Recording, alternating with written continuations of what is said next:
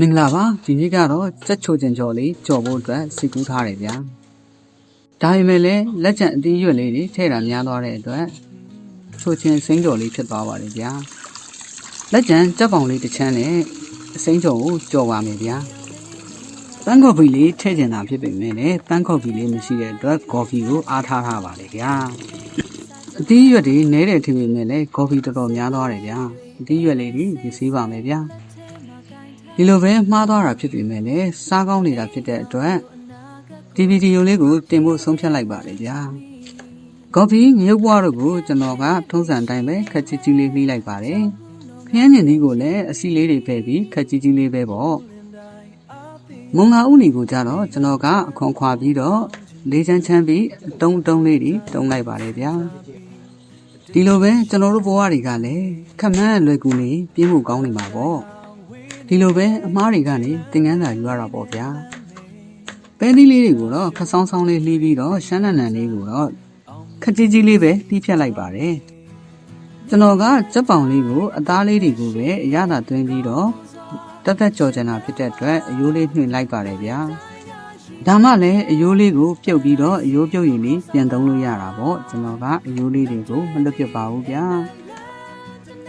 အယိုးနှွင်တာကတော့ကျွမ်းကျင်တဲ့သူတွေဆိုရင်တော့ဓာတ်လေးတစ်ချက်နှစ်ချက်ထိုးလိုက်ရုံနဲ့အယိုးထွက်ပါတယ်ဗျာကျွန်တော်ကတော့တော်တော်အားထုတ်လိုက်ကြပါလို့ဗျာ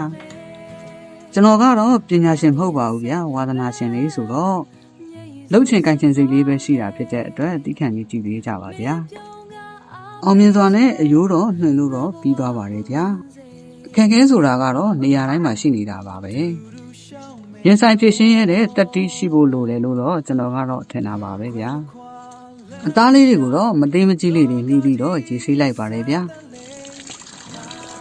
အသားလေးတွေကိုတော့ရေလေးချောင်းအောင်တော့ပြန်ပြီးရေစစ်ထားပါတယ်ဗျာထွက်လာတဲ့အယိုးလေးကိုတော့ဂျင်းကြက်သွန်ဖြူလေးနဲ့စားလေးနည်းနည်းထည့်ပြီးပြုတ်လိုက်ပါပြီဗျာကျွန်တော်ကတော့ကြက်သွန်လေးနှလုံးကိုတော့လေးချမ်းချမ်းလိုက်ပါတယ်ဗျာဂျင်းလေးနှစ်ပြားကိုတော့တပြားရိုက်ပြီးခဏုံလုပ်လေးပေါ့ကြက်သွန်ဖြူလေးသုံးပါကိုတော့မထူမပါလေးအရှိလိုက်လေးလှီးလိုက်ပါတယ်ဗျာကြက်သားလေးကိုအရသာသွင်းဖို့အတွက်စားကြက်သားမုံဒီရုပ်ကောင်းမုံကြားနဲ့ကြက်ဥလေးတစ်လုံးထည့်ပြီးတော့နေလိုက်ပါတယ်ဗျာစီလေးပူအောင်ထားပြီးကြက်သားလေးရင်စကြော်ပါတယ်ဗျာကြက်သားလေးရေချမ်းပြီးအပေါ်ရေချင်းပြီးတော့မှဂျင်းကြက်သွန်ဖြူလေးတစ်ခါလေးထည့်ပြီးတော့ဆက်ပြီးစီတတ်ပါတယ်ဗျာပြူစီပဲငံပြားလေးနဲ့စားတကြားလေးပါနည်းနည်းထည့်ထည့်လိုက်ပါဗျာရေလေးခန်းခန်းသွားရင်တက်ပြုတ်ရည်လေးထည့်ထည့်ပြီးကျွန်တော်ကတော့ကြော်ပါတယ်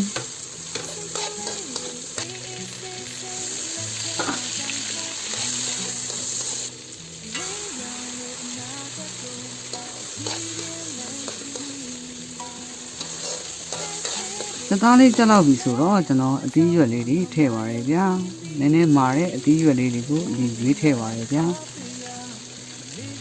ကော်ဖီမုံလာဥနေနဲ့ပဲဒီပေါ့ကြက်ရိုးပြုတ်ရည်လေးနဲ့ပဲတအိုးလုံးကိုစုံမလိုက်ပါပြီဗျာ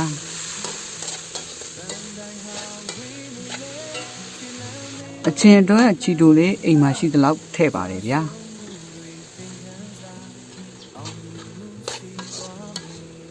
ချီတိုအချင်းနဲ့မလုံလောက်မှဆိုတဲ့အတွက်ရှာလကာရည်လေးပါနည်းနည်းထည့်လိုက်ပါတယ်ဗျာ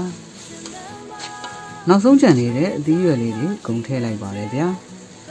ကျွန်တော်ကတော့ခရမ်းညင်သီးကိုမကြက်တစ်ချက်လေးကြိုက်တာဖြစ်တဲ့အတွက်နောက်ဆုံးမှထည့်လိုက်တာပါဗျာ